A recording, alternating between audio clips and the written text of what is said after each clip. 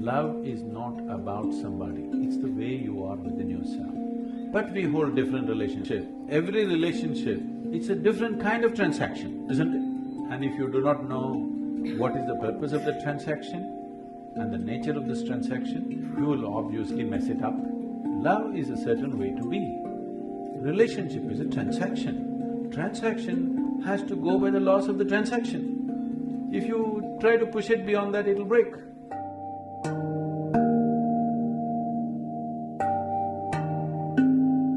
I've got two questions, sir. Love is categorized into various types, like maternal love, paternal love, love between siblings, between spouse, between man and woman. I want to know whether there is any correlation between sex, love and meditation. That is the first question. Second is Shiv and Shakti. Shakti is energy and energy is matter. Can we say it is consciousness, if we can translate it into English, consciousness and matter? Second question, no. It's a complete…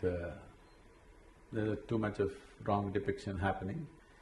I don't know if we have the time to look at that because that's a certain dimension of life which has to be looked at in a certain way.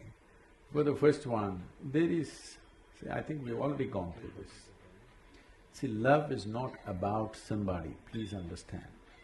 A relationship is about somebody. We hold different relationships with different kinds of people, isn't it? Depending upon what is the nature of activity we are in. Now, your child comes here, out of your love, you grab him and put him on your lap. Your neighbor comes, please don't do that. But can you love your neighbor equally like this, without grabbing him? Yes or no? So, your mother comes, you go and do this and express your love. Your dog comes, boo boo boo boo boo, you do. Can you love your dog as much as your mother? I'm asking you. Oh, dog and mother, he's comparing. Stupid nonsense, tell me, when you're really feeling wonderful about your dog, is it any less than anything or any more than anything? Huh? Love is not about somebody, it's the way you are within yourself. But we hold different relationships. Our relationship with the dog is one way, with our mother another way, with our child another way, with a friend another way, with a working relationship it's another way. Relationships are transactions. Transactions have to be managed sensibly. You can't hold same transaction with everybody, polygamy. Why am I being made the poster? Not you. Not you, it's a concept. It's a concept. You're not the only one who's aspiring for that. So it's a conceptually, it is just that. Every relationship, it's a different kind of transaction, isn't it? And if you do not know what is the purpose of the transaction and the nature of this transaction, you will obviously mess it up. You'll obviously mess it up, it doesn't matter how close they are to you, you will see it'll got… Many number of people it's happened, people who thought they're one and they'll never get separated are in horrible, hateful situations between them, not because of anything else, not because they're bad people, not because something else, just that you do not understand the limitations, you mistake action and the way to be. Love is a certain way to be. Relationship is a transaction. Transaction has to go by the laws of the transaction. If you try to push it beyond that, it'll break. But how you feel within yourself, nobody has any business with it. Nobody should be able to do anything about it. You feel wonderful within yourself, in your thought, in your emotion, in your body, in your energies. This is the way you should be. If you're feeling sweet in your emotion, you're loving towards everything that you set your eyes upon. But the transaction is different. How I am, how I transact with somebody, I cannot transact with you just like that, isn't it? But I don't have to feel any different because this is the way I've decided to be within myself. So you need to have this understanding, what is being, what is doing. If this distinction is not there, then you'll mix it up and you think this is that is this. I love you is a fake statement. I'm in love, all right. I can't love you, it's not possible. I can transact with you. in a certain way. But I'm loving. Because I'm loving, the transaction also has that quality. If I'm not loving, the transaction will not have that quality, isn't it? Sir, my question was correlation between sex, love and meditation. Is there any correlation with meditation? Is there any correlation between sex, love and meditation? I thought we separated sex and love sufficiently. Sexuality means… I'm not trying to make a moral judgment on it, I have no such thing about it. It is just that your intelligence has been hijacked by your hormones. When you're 10 years of age, you looked at this boy or this girl, they were just human beings.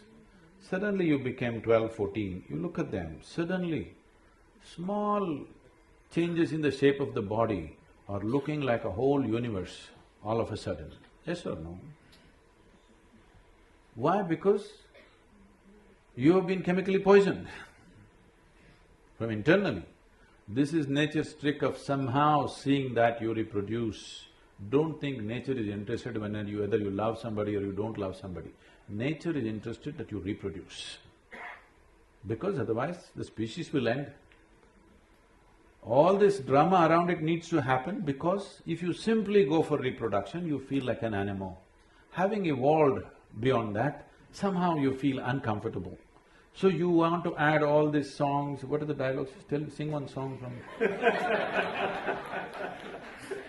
You have to do all this to make you feel like it's something else, it's not about this. But no, sexuality is just that, hormonally driven. Is it good, bad? There is no such judgment, it's not for you to judge it's good or bad.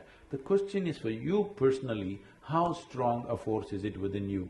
Do you want to dedicate your life for that or no? That's something that you have to take a call. How is it connected to meditation? The word meditation in English language doesn't mean anything, actually. That's why everybody uses it. If you close your eyes and sit, in English they will say you're meditating. With eyes closed you can do many things. You can do japa, tapa, dharana, dhyana, samadhi, shunya, any number of things. Or you might have just mastered the art of sleeping in vertical postures. Who knows what you're doing with your eyes closed? Different things you can do. So, if we assume that meditation means dhyan, again the word dhyan is being used too loosely, it is not specific in today's usage, but it has a specific meaning. It means that if you sit here, your body is here, your mind is there, what is you is somewhere else. That means these three identities are separate in your experience. Once these three things are separate, then where is the question of asking the process of the body, the process of the mind, what has it got to do with this? Is there a correlation? No, there isn't. Now, oh, so if I meditate, I can't have sex, if I have sex, I can't meditate. That's not the thing. Meditation is not an act, it's a quality. If you cultivate your body, mind, energy and emotion to a certain level of maturity, you become meditative. It is like the fragrance of a flower. If the flower has blossomed, there is fragrance. If a flower doesn't blossom, you can spray something and go, but it'll not be the same. There's a difference between what exudes from within you and what you put on from outside. There's a big, huge difference. It's a question of life and death. The difference is between life and death. You can even make a dead body smell good if you spray something, but that's different. Exuding a certain fragrance is completely different. So meditation is a quality. Its meditativeness is a quality, not an act. If I do this, is it meditation? No. If I do that, is it meditation? No. If I do that, is it meditation? Yes. This meditation, yes. I think this will put you in the right perspective. It once happened, this was a Sufi master called Ibrahim. Ibrahim gathered a few people in his place and he was trying to train people. One evening, two of his disciples meet and they're frustrated, and one guy says, "Hey, I want to smoke, but I don't know what the master will say." The other guy says, "Even I want to smoke." then why don't we ask him? They decide. They decide to ask him separately. Next day evening, one guy is sitting there in the garden frustrated, another guy comes smoking. He said, "Hey, you're smoking? Master told me not to smoke and you're smoking." That guy asked, "What did you ask the master?" He said, "I asked him, can I smoke when I'm meditating?" He said, "No." "Ah, that's your problem. I asked him, can I meditate when I'm smoking?" He said, "Yes."